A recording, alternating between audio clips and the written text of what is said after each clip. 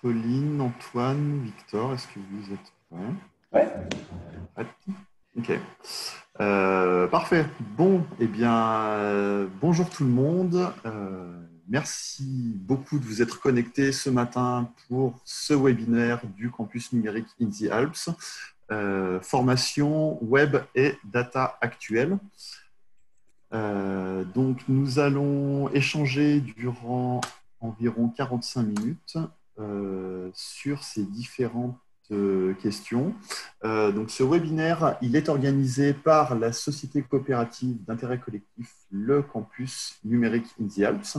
Nous sommes un centre de formation, comme son nom l'indique, implanté dans le sillon alpin, avec des centres de formation à Valence, Grenoble, Chambéry, Annecy. Dans ce centre de formation, dans cette coopérative de formateurs, nous avons une équipe aujourd'hui de 81 formateurs qui sont pour la grande majorité des professionnels en exercice. Nous nous sommes lancés il y a un peu plus de 4 ans maintenant, et donc à ce jour, plus de 150 apprenants sont passés dans nos murs. Qui ont été accueillis, c'est assez important, par 160 entreprises partenaires du sillon alpin.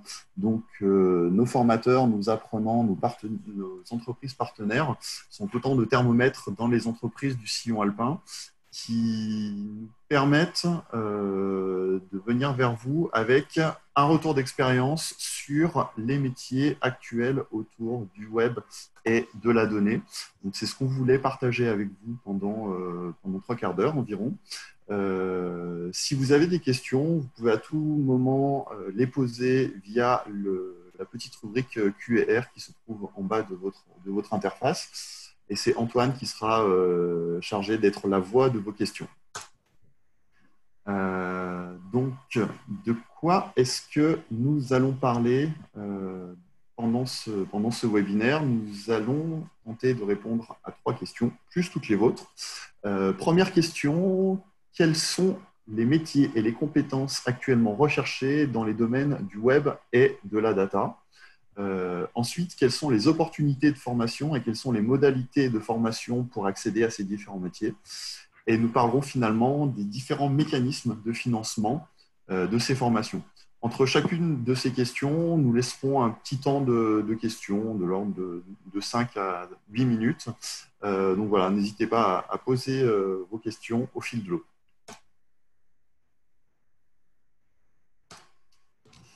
Alors, pour commencer, c'est Victor qui va prendre la parole. Donc Victor qui est formateur sur les métiers du web au campus numérique. Ok, merci, merci Raphaël et bonjour à tous. Donc, effectivement, je suis formateur au campus numérique depuis sa création et donc je vais vous parler un peu voilà, des compétences qui sont actuellement recherchées dans le domaine du web. Pour vous présenter ça, on a décidé de prendre un peu un angle par rapport au métier, donc essayer de classer les compétences par métier. Donc, je vous en présenter 3 sur le web. Après, Raphaël parlera de la partie data.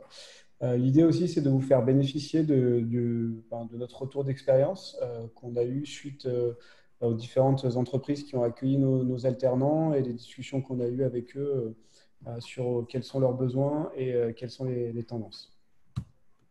Alors, dans le domaine du web, un premier grand métier, c'est celui de développeur front-end. Donc, le développeur front-end, c'est celui qui va être responsable de développer les interfaces qui seront visibles par l'utilisateur final. En termes de compétences, on va être sur quelqu'un qui a des bonnes compétences en termes de communication, mais surtout de créativité, puisqu'on va lui demander de développer des interfaces qui sont en lien avec ce que désire l'utilisateur final et aussi le client. Donc, il y a besoin de rigueur, mais un peu moins par rapport aux autres métiers. C'est pour ça qu'il y a qu'un plus. Dans les outils utilisés au quotidien par le développeur front-end, on a les langages JavaScript, HTML et CSS. Et nous, ce qu'on a observé au campus numérique, c'est qu'il y a 4-5 ans, en fait, il y a eu une grande effervescence dans ce métier-là par rapport aux outils qui étaient utilisés, puisqu'il en sortait plusieurs par mois. Et c'était très compliqué pour un développeur front-end de savoir quel était le bon outil et sur quel cheval miser. mais ça fait maintenant 2-3 ans qu'il y a vraiment une convergence autour de 3 grands frameworks qui sont React.js, Angular et Vue.js. Et l'avantage de ces frameworks, c'est qu'ils mettent tous en œuvre un paradigme commun qui est l'approche compétence. Donc aujourd'hui, nous, c'est des frameworks qu'on enseigne à nos apprenants au sein du campus numérique. Et on est vraiment confiant pour se dire que les compétences acquises à travers ces frameworks, en fait, sont vraiment des choses qu'ils pourront mettre en œuvre pendant encore plusieurs années, puisque vraiment toutes les tendances vont vers une stabilisation de ce métier-là en termes de framework et en termes d'outils. Ça, c'était le premier métier. Le deuxième métier, donc, à l'opposé, c'est celui de développeur back-end. Le développeur back-end, c'est celui qui va travailler sur tout ce qui est invisible, on va dire, pour l'utilisateur final, donc qui ne va pas travailler sur les interfaces, mais plutôt sur l'ensemble des mécanismes qui va permettre notamment de récupérer des données, de faire des mécanismes d'authentification pour que ça soit utilisable par l'utilisateur. Donc lui, il a un profil moins créatif, mais avec demander plus de rigueur, puisque à partir du moment où il y a des données qui sont en jeu, euh, c'est important de ne pas faire n'importe quoi. En termes d'outils et de langage utilisé, donc contrairement aux développeurs front-end, ce qu'on a observé, c'est que pour le développeur back-end, il y avait une certaine stabilité en fait par rapport aux différents outils utilisés depuis quelques années. On était moins dans une effervescence et donc aujourd'hui, former des gens sur un framework d'un langage spécifique, donc que ce soit PHP, Java, Node ou Python, c'est vraiment un bon investissement. Les frameworks évoluent évidemment, il y a quelques méthodes qui évoluent, mais on n'est pas sur de la remise en question et sur des changements de paradigme très importants. Donc le message qu'on veut faire passer est vraiment notre retour d'expérience, c'est qu'aujourd'hui, miser sur en fait, l'apprentissage d'un framework pour quelqu'un qui serait intéressé par du back-end, c'est vraiment un très bon point et ça va enfin, sur un CV, c'est une très bonne ligne. Voilà. Le troisième métier que je présente, c'est celui du DevOps. Alors ça, c'est un métier qui est qui est un peu plus nouveau, qui a émergé il y a moins de 5 ans, on va dire plutôt 2-3 ans. Et donc, c'est un poste qui est à la frontière entre le métier de développeur et d'administrateur des systèmes. Et lui, son objectif, ça va être d'automatiser et de suivre toutes les étapes de la création d'un logiciel. Ce qu'on s'est rendu compte, même depuis ces 5 dernières années au campus, c'est que les entreprises misent de plus en plus sur ce type de profil parce que ça leur amène des compétences et notamment toute une partie automatisation dans les process qui est très intéressante et qui leur permet de faire gagner du temps. Donc là, en termes de langage, on est plutôt sur du Python ou sur du langage de script comme Bash et les outils utilisés vont être par exemple Docker, Swarm, Kubernetes, AWS qui sont des environnements de développement. Et ce qu'amène le DevOps qui est intéressant pour une entreprise, c'est le fait d'être agnostique de l'environnement dans lequel on déploie. Donc une entreprise dépend moins en fait d'un prestataire dans le cas où il voudrait mettre en ligne des sites enfin, ou des applications web. Voilà, je laisse Raphaël prendre la suite sur 2 métiers autour de la data. Ouais, merci Victor. Je me permets juste une aparté. Les slides qu'on vous présente en ce moment, on vous les mettra à disposition à l'issue du webinaire. Comme ça, au moins, vous avez la picture complète de tout ce qui est raconté pendant ce webinaire. Donc, je vais continuer sur ce qu'a dit Victor avec 2 métiers autour de la data. 2 métiers récents, en tout cas 2 dénominations récentes. Data analyst, c'est une dénomination qu'on voit assez régulièrement depuis 3-4 ans. Avant, c'était souvent appelé développeur d'algorithmes. Qu'est-ce qu'un data analyst pour nous aujourd'hui? Alors, il y a beaucoup d'étiquettes autour des métiers de la data. On a choisi de uniquement ces deux-là. Le data analyst, aujourd'hui, c'est celui qui va collecter des données, les extraire, les nettoyer, les analyser et restituer l'information. Donc, c'est quelqu'un qui doit avoir de solides bases d'informatique et de bases de données, donc de programmation et de bases de données. Cette personne, elle va plonger dans l'ensemble des données autour d'un écosystème d'entreprise, par exemple, et puis elle va les agréger. Elle va permettre à des systèmes qui n'ont pas l'habitude de communiquer ensemble de communiquer, et puis à des données qui ne sont pas forcément compatibles entre elles, d'être compatibles. Ces profils-là sont également dotés d'une expérience en mathématiques et en statistiques. À titre d'exemple, les métiers de data analyst sont souvent visés par des profils ayant un équivalent Bac+2 informatique avec un complément Bac+3 en mathématiques ou l'inverse. C'est souvent ce genre de profil. C'est des profils qui doivent être très rigoureux. Il y a très souvent de grands jeux de données à analyser. Pour que l'analyse soit pertinente, il faut faire les analyses de façon assez rigoureuse. Et pour faire ceci, les outils qui sont utilisés... Ouais. Hop là. Ça a déroulé un petit peu trop vite. Excusez-moi. Voilà, les tendances ces dernières années, c'est l'abandon progressif des technologies historiques autour de la donnée. On parle beaucoup de MATLAB, beaucoup de R. Java est encore très présent, sauf sur le lancement de nouveaux projets. Et en fait, le challenger qui a raflé la mise, c'est Python, qui, grâce à sa communauté open source, est maintenant très, très majoritairement utilisé dans le lancement de nouveaux projets autour de l'analyse de données. Et avec Python arrive tout un écosystème de bibliothèques qui permet de faciliter l'analyse de données. On parle de Jupyter Notebook pour les analyses, on parle de NumPy pour les calculs mathématiques, de Matplotlib ou de Seaborn pour les affichages, de Pandas pour traiter les bases de données, de Scikit-learn pour faire, à proprement parler, l'analyse de données, le machine learning aussi. Une compétence très importante pour un data analyst, c'est la compétence base de données, que ce soit des bases de données SQL relationnelles ou NoSQL, bases de données non relationnelles. Okay. Alors, métier suivant, le data scientist. Alors, comme j'ai tenté de le représenter, c'est une casquette à deux visages. Le data scientist. En lançant nos formations de data scientist, on s'est heurté à deux points de vue, le point de vue des informaticiens et le point de vue des équipes métiers sur qu'est-ce qu'un data scientist. Du point de vue des experts en informatique, le data scientist, c'est un expert en informatique de très haut niveau, capable de créer des algorithmes très complexes, permettant d'analyser des très grands jeux de données de façon très rapide.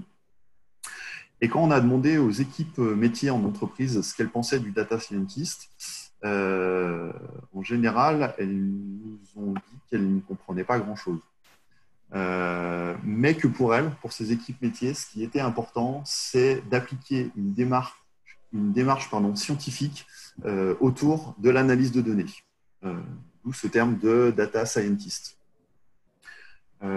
Les expertises et les profils des personnes qui sont aujourd'hui data scientists, c'est très souvent des Bac+5 en informatique ou en mathématiques qui ont un très fort esprit scientifique, une très grande expertise dans l'analyse de données, les mathématiques, les statistiques, une curiosité naturelle, mais on leur demande également d'avoir des compétences en management et des compétences fortes en communication, justement, comme je le disais tout à l'heure, pour arriver à faire communiquer les deux mondes en entreprise, les équipes d'informaticiens avec les équipes métiers.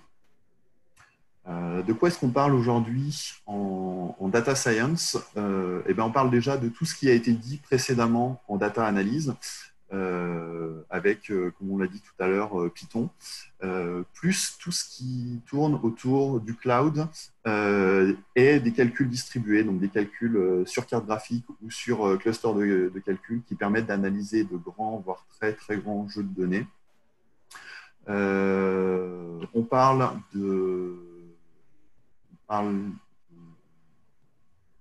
de deep learning aussi, avec, en plus de ce qu'on a vu pour data analyst, des bibliothèques comme TensorFlow ou Keras qui aujourd'hui sont un peu devenus les standards. Donc, ce sont des bibliothèques qui sont en Python, qui permettent de réaliser des analyses de données complexes. Je vais maintenant repasser la parole à Victor, qui va nous parler un peu du liant et des compétences transverses entre ces différents métiers, avant de passer à vos questions. Donc oui, pour terminer cette partie compétences, évidemment, au cours de nos formations, on dispense des compétences techniques, mais on s'est rendu compte, de par les retours des entreprises et aussi nos observations enfin, des entreprises dans lesquelles on travaille, qu'il y a vraiment des compétences transverses qui sont indispensables aujourd'hui à tout développeur, que ce soit développeur web ou développeur autour de la data. Et on vous en présente trois qui sont évidemment des sujets sur lesquels on propose des formations. Donc la première, c'est Git, qui aujourd'hui est extrêmement connu. Donc la problématique qu'on essaie de résoudre, c'est comment collaborer sur plusieurs sur du code en fait. Donc on est plusieurs développeurs, on a du code à partager, comment on fait. Et Git est un outil open source qui existe maintenant depuis 15 ans et qui est vraiment la référence. Il y a une très très grande majorité des entreprises qui l'utilisent déjà. Et nous, en fait, notre point de vue, c'est que c'est quasiment, enfin, c'est indispensable aujourd'hui. C'est même pas demander d'avoir des compétences en Git tellement que ça paraît évident. Donc, ça fait partie du package, en fait, aujourd'hui, du bagage du développeur. Aussi, en termes de compétences transverses, on a tout ce qu'on appelle les méthodes agiles, qui sont des méthodes pour faire un peu de la gestion de projet dans un projet en informatique. Donc là, c'est pareil. En fait, donc l'agile est un terme aujourd'hui qui est un peu galvaudé, mais en tout cas, ça nous semble plus que nécessaire aujourd'hui de revenir aux bases de l'agilité, non pas tellement plus de par les méthodes comme Scrum ou Kanban, mais aussi que n'importe quelle personne soit en capacité en fait de connaître les termes pour qu'elle puisse se repérer au sein d'une équipe. Donc ça, c'est sur la partie agile. Et aussi, une troisième compétence qui nous semble transverse, c'est tout ce qui va autour des métiers du test. Donc, quand on développe, on a besoin d'assurer un certain niveau de qualité par rapport à ce qu'on fait. Et aujourd'hui, le meilleur moyen qui existe au sein des informaticiens, c'est les tests automatisés. Donc, pareil, c'est un sujet qui nous semble être comme faisant partie de la base du bagage pour un développeur, que ce soit de la data comme dans du web. Voilà. Hop, petite conclusion par Raphaël. Alors, je vais juste, en une minute, vous dire notre retour d'expérience et nos convictions à partir de ces retours d'expérience pour les entreprises aujourd'hui du secteur du numérique. Au campus numérique, on est convaincu que la proactivité sur les technologies permet, sur des métiers en tension, de faciliter les recrutements de nouveaux collaborateurs et aussi et surtout de fidéliser les collaborateurs en poste. On le voit avec les apprenants qui passent dans nos locaux. Il y a une crainte aujourd'hui de s'investir sur des technologies obsolètes. Et pour nous, c'est un véritable enjeu pour les entreprises qui sont partenaires du campus d'être toujours à jour dans leur méthode et également dans leur technologie. Et puis aussi, quelque chose qui fait de plus en plus sens dans le métier de développeur, le métier de développeur ou les métiers de développeur plutôt, souffrent d'une image un peu vieillotte, un peu des années 80-90, la vision de l'informaticien tout seul dans son garage. Et on se rend compte depuis une petite dizaine d'années que les codes de l'informatique évoluent et que les soft skills prennent une part très importante dans les recrutements en informatique. Parmi ceux qu'on a identifiés qui nous paraissent prépondérants en informatique, on peut citer l'auto-apprentissage, car ce sont des technologies qui évoluent au quotidien. La communication, les projets deviennent très complexes, donc il est important de collaborer et de communiquer sur des projets. La curiosité, on ne peut plus rester cantonné à ce qu'on a appris à l'université. Il faut sans cesse trouver les nouvelles méthodes. Et puis, ça, c'est quelque chose de commun depuis l'invention de l'informatique, la sensibilité à la résolution de problèmes. Merci Raphaël et Victor. Est-ce qu'il y a des questions que vous souhaitez nous poser par l'onglet Q&R? Est-ce qu'il y a des questions du public? Peut-être sur les soft skills, qui est quelque chose d'assez particulier par rapport aux compétences très techniques.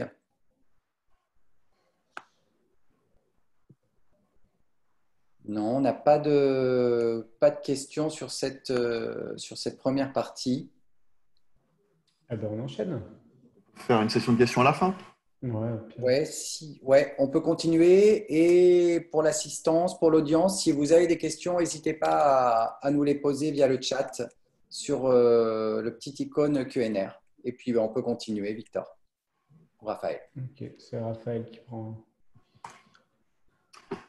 Alors, on va maintenant vous parler de notre vision de la formation, de comment se passe la formation. Je voudrais commencer par un petit retour d'expérience rapide sur Campus Numérique Indie Alps.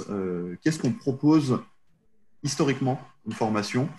4 types de formations. Les formations passe numérique, c'est des formations courtes qui permettent à des jeunes éloignés du système scolaire d'utiliser le numérique pour reprendre confiance en eux et pour découvrir les codes de l'entreprise. C'est des formations qu'on réalise en présentiel et qui sont en général un tremplin vers d'autres formations dans les métiers du développement, du web, qui pourraient être vers les métiers de la donnée.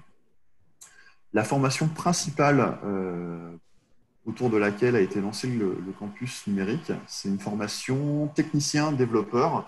Technicien-développeur, c'est une formation qui aboutit à un bac+2 en 18 mois autour des métiers du web, de l'informatique industrielle ou de l'IoT.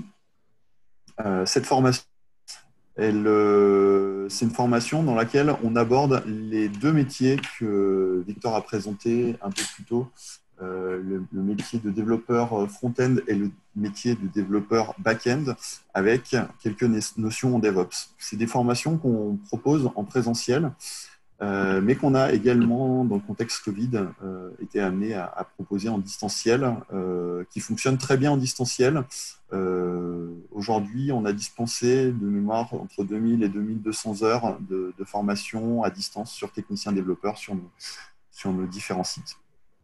On a également 2 formations autour de la donnée, la formation Data Asperger et la formation Data 8. Data Asperger étant une formation en blended learning, donc avec un mix parfait depuis sa création entre le présentiel et le distanciel. C'est un format qui fonctionne assez bien en fait, d'avoir du travail en autonomie avec des interactions à distance avec des tuteurs et avec les apprenants. En distanciel, plus des temps de regroupement en présentiel. Formation de 9 mois à destination d'adultes autistes Asperger, de data analyst. Finalement, la dernière formation qu'on a lancée il y a 6 mois maintenant, c'est la formation Data 8. C'est une formation qui vise à reformer des scientifiques, des titulaires d'un doctorat se retrouvant éloignés de l'emploi, au métier de data scientist. Donc, eux, ils ont la très forte compétence scientist, et donc on leur apporte les compétences informatiques et données. Et pareil, c'est une formation prévue en mix présentiel et qu'on a passé en distanciel au contexte Covid. Voilà, ça c'est pour nos formations historiques. Et donc, j'ai découpé à partir de ça des stratégies de formation. Notre conviction, c'est que la découverte d'un nouveau métier, c'est un processus qui se déroule sur le temps long. C'est pourquoi, comme vous venez de le voir, nos formations se déroulent sur des durées allant de 9 mois à 2 ans de formation. Les publics majoritaires dans ces formations historiques, ce sont des publics en recherche d'emploi et à la recherche d'un emploi durable, parce que c'est un secteur qui aujourd'hui emploie durablement. Et les soft skills principaux qu'on apprend dans ces formations, ce sont les compétences d'apprendre à apprendre et la capacité à résoudre des problèmes. Ce qui permet, en fait, de ne pas se retrouver dans un contexte où nos savoirs deviennent obsolètes. En parallèle de ça, les activités qu'on monte aujourd'hui au campus numérique, c'est des activités autour de la montée en compétences. La montée en compétences, elle peut être de deux types. Elle peut être pour quelqu'un qui s'est retrouvé dans un secteur où ses compétences sont devenues obsolètes et où il n'y a plus de travail. Typiquement des métiers du développement avec certains langages. J'ai extrait au hasard COBOL, TickleTicket, Visual Basic, sachant que j'ai pratiqué de façon intensive deux de ces langages par le passé, mais qu'on n'en entend vraiment plus beaucoup parler. L'objectif serait de se repositionner sur l'un des métiers qu'on a vu précédemment, et donc à l'aide d'une remise à niveau sur à la fois les nouveaux langages, les nouvelles méthodes de développement, les nouvelles méthodes de collaboration. Donc ça, c'est des formations qu'on souhaite monter avec les entreprises. Et puis, autre type de montée en compétences, c'est progresser au sein d'une technologie donnée. Je prends l'exemple développeur JavaScript sorti de l'école il y a 10 ou 15 ans, qui s'est employé dans une entreprise qui fait du JavaScript classique sans framework. On voit aujourd'hui la tendance très majoritaire, voire unique sur le lancement de tout nouveau projet, c'est l'utilisation de framework, comme on a parlé Victor. Et ben là, on propose des formations courtes allant de 2 à 5 jours pour la découverte des différents frameworks associés aux différents langages de programmation. Donc, c'est réellement une opportunité pour monter en compétences et puis pour redevenir compétitif sur le marché de l'emploi, ou également en entreprise pour faire évoluer ses pratiques et puis pour devenir attractif si on se rend compte qu'il est difficile de recruter aujourd'hui en entreprise avec les technologies proposées. Pour mettre un petit peu ces éléments en lumière, j'ai proposé différentes trajectoires qu'on a testées et qu'on sait possibles. Trajectoire de formation courte.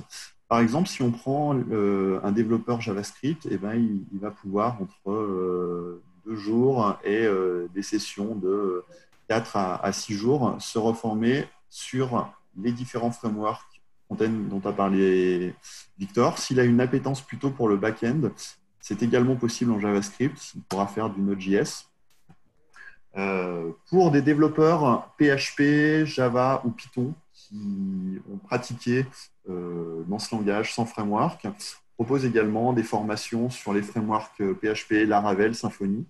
En Java, on fait du Spring, du Spring Boot, ou en Python, du Django. Donc, tous ces frameworks permettent d'adresser le développement back-end.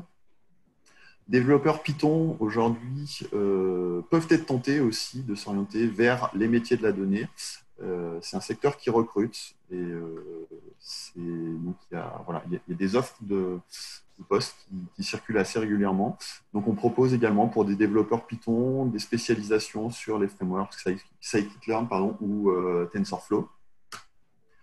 On propose bien évidemment les différentes formations sur des mises à niveau sur du transverse, sur la collaboration avec Git, sur les méthodes agiles, sur la containerisation avec Docker. Donc ça, c'est des formations courtes. En 2 jours, on peut se former sur ces différentes technologies. Et ça apporte un vrai gain d'efficience en entreprise, d'avoir acquis les bonnes pratiques du travail collaboratif. On propose également une formation avec un partenaire grenoblois, Cocoricode, autour de la découverte du code. C'est vrai qu'aujourd'hui, il y a beaucoup d'équipes métiers qui sont en interaction avec des développeurs et la communication n'est pas toujours fluide. Je prends un exemple qui fonctionne assez bien. Des technico-commerciales devant travailler sur des problématiques autour de l'informatique. On propose une formation de 4 jours autour de la découverte du code. Donc, on n'apprend pas un nouveau métier, on n'apprend pas à devenir développeur. Par contre, on comprend la logique et on va comprendre la logique des personnes avec qui on travaille. Et c'est très important pour développer les esprits d'équipe dans des équipes mixtes avec des équipes métiers et des équipes de développeurs. Enfin, et c'est sans doute le point principal, il y a plein de formations à construire. Comme je l'ai dit en introduction, on a aujourd'hui environ 160 entreprises qui ont accueilli des apprenants du campus numérique. Les retours d'expérience qu'on vous fait aujourd'hui, ça a été nourri en fait par les échanges réguliers qu'on a avec ces entreprises, les formations, qu'elles soient longues ou courtes, des formations qui ont été co-construites avec l'écosystème d'entreprises locales. Et du coup, on est là aujourd'hui pour vous proposer de collaborer et puis, pourquoi pas, d'étudier des propositions de formation commune avec vous en tant qu'individu, entreprise avec 1 ou 2 individus ou avec des groupes plus grands d'apprenants.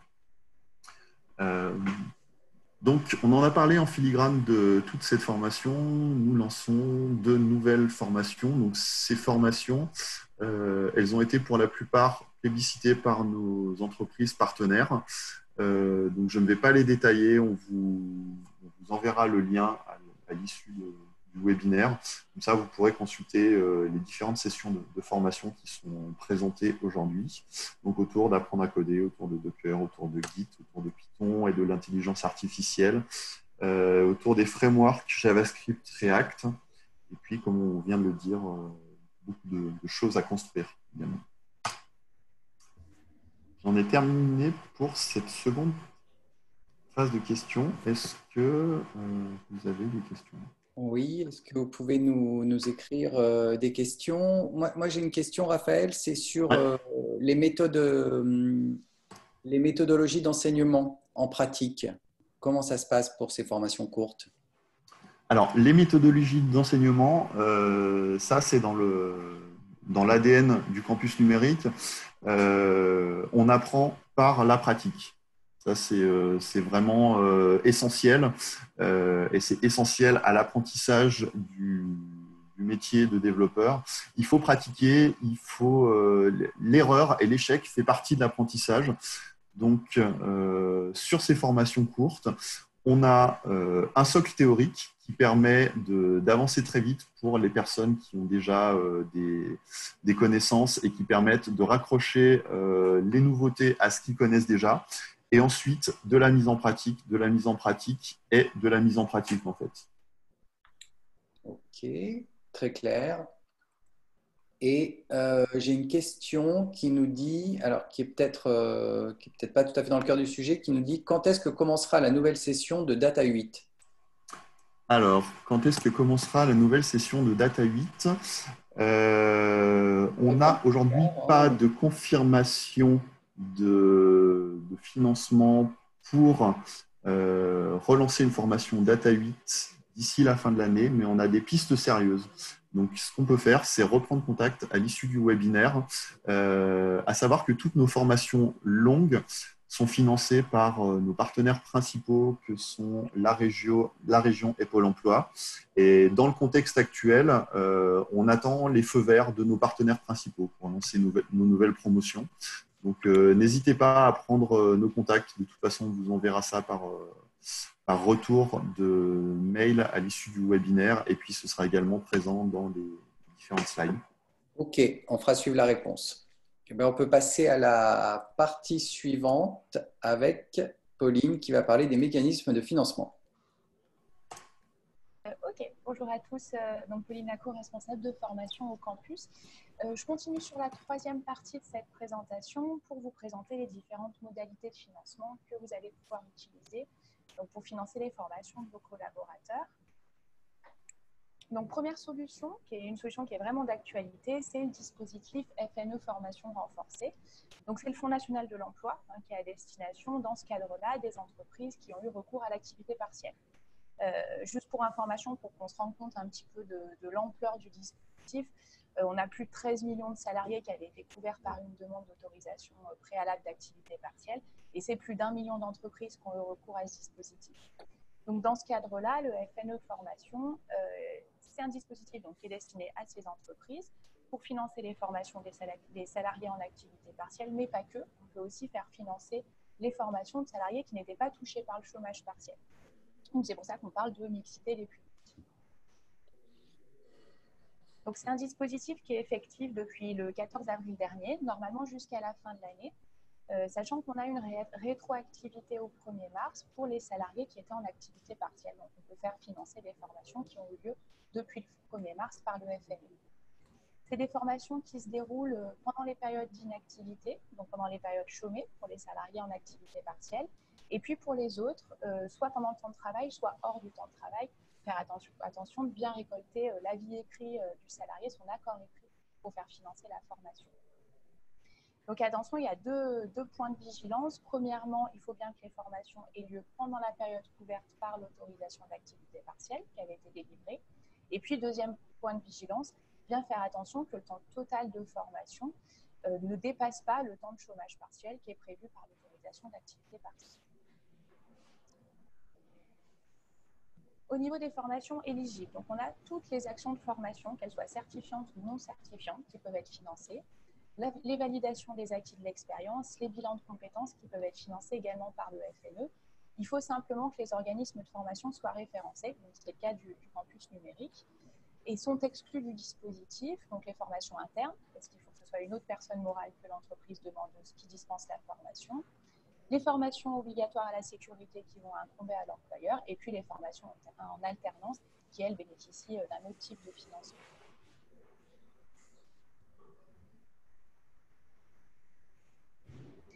Au niveau de la prise en charge, on est à un niveau de prise en charge exceptionnel. C'est 100% des coûts pédagogiques sans plafond horaire. Simplement, lorsque le coût de la formation va dépasser les 1 500 € TTC par salarié, il va y avoir une instruction approfondie du dossier, donc qui est effectuée par la directe et puis par délégation par les opérateurs de compétences qui ont la main sur les dossiers de demande de financement. Dans l'idée, c'est de s'assurer qu'il n'y a pas d'autres solutions de formation qui seraient avec un coût plus adapté, et puis que le coût de la formation proposée va bien correspondre au coût du marché.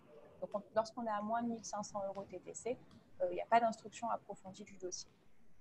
Au niveau du déblocage des fonds, 50% des fonds seront versés à l'entreprise après la signature de la convention, donc après le démarrage effectif attesté par l'entreprise. Et puis les 50% versants seront versés sur la base seront versés sur la base du contrôle de service C. Et puis au regard du respect des engagements pris par l'entreprise, notamment la notion de maintien dans l'emploi des salariés qui ont bénéficié des formations et qui étaient en chômage partiel. Au niveau de la procédure, on vous a mis ici les différents types de documents qu'il faut fournir à votre opérateur de compétences, sachant que chaque opérateur de compétences a un petit peu sa propre méthode. Donc, il faut se renseigner sur le site de l'OPCO. Mais globalement, il faut une demande de subvention simplifiée, qui est téléchargeable sur le site des OPCO, la décision d'autorisation de placement en activité partielle, l'attestation sur l'honneur de placement en activité partielle des stagiaires, le programme de la formation, donc ça qui vous sera fourni par le campus, la liste des salariés qui ont communiqué leur accord écrit. Il faut bien l'accord écrit des salariés, sachant que les formations pour les salariés en activité partielle ont lieu hors du temps de travail, et le devis ou la convention de formation. Et puis enfin, à l'issue de la formation, nous vous fournissons le certificat de réalisation qui sera à fournir à l'OPCO et la facture du coût pédagogique pour la prise en charge et débloquer les 50% restants. Donc, si vous n'avez pas eu recours à l'activité partielle, d'autres dispositifs de financement sont possibles. Premièrement, il faut réfléchir à mobiliser le plan de développement des compétences de l'entreprise. Donc, c'est l'ancien plan de formation. Depuis 2019, le plan de formation a été transformé en plan de développement des compétences. C'est un plan qui recense l'ensemble des actions de formation qui sont proposées par une entreprise à ses salariés. Donc, c'est normalement l'entreprise qui va financer les actions qui sont inscrites au plan de développement des compétences, mais elle va pouvoir bénéficier, sous certaines conditions, d'une prise en charge soit partielle, soit totale par son opérateur de compétences. Donc, ce qu'il faut voir, c'est avec l'employeur si les formations qui sont proposées par le campus numérique et qui vous intéressent peuvent bien s'intégrer dans ce dispositif et donc dans le plan de développement des compétences. Et puis enfin, toujours ces opérateurs de compétences, les OPCO, auxquels toutes les entreprises contribuent, elles contribuent toutes selon leur effectif, selon leur masse salariale. Donc, il faut bien prendre contact avec l'OPCO de votre branche pour voir les modalités de prise en charge possibles, sachant que chaque branche professionnelle va procéder ses propres critères de prise en charge. Chaque OPCO a ses propres procédures, aussi bien sur les délais, sur le plafond horaire, sur la subrogation. Donc, il faut bien prendre contact avec les OPCO pour voir les modalités de financement. Voilà, on vous a mis ici, je remonte, on vous a mis ici la liste des 11 opérateurs de compétences, sachant que c'est l'identifiant de votre convention collective qui vous permettra de savoir à quel OPCO va appartenir votre branche. Et donc, vous pouvez directement aller sur le site des OPCO. Vous avez dans la plupart des OPCO une rubrique, soit sur le FNE formation, soit la rubrique contact qui permet de voir directement avec eux les modalités de prise en charge. Voilà, je suis disponible pour vos questions sur ce point-là et puis sur l'ensemble des autres points du séminaire. Merci Pauline. Le point qui me paraît extrêmement intéressant, c'est la gratuité finalement dans le cadre d'une activité partielle. Et ça, c'est un niveau de prise en charge exceptionnel. Donc, je pense que les entreprises qui ont eu recours à l'activité partielle, il faut à tout prix essayer de bénéficier de ce dispositif parce que c'est vraiment exceptionnel et ça ne durera pas. Donc là, on est sur un niveau de prise en charge de 100% des coûts pédagogiques. Et ça ne durera pas, mais ça durera jusqu'à quand à peu près? Alors, officiellement jusqu'à la fin de l'année. Il est possible que le dispositif soit étendu. On n'a pas d'informations, mais pour le moment, en tout cas, c'est jusqu'au 31 décembre. Ok.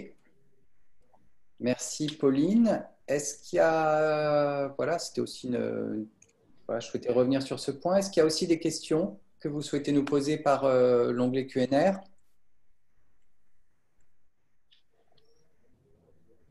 Non, pas de questions en plus. Peut-être qu'on on va conclure tout simplement. Ou Raphaël, Victor, Pauline, vous avez un commentaire?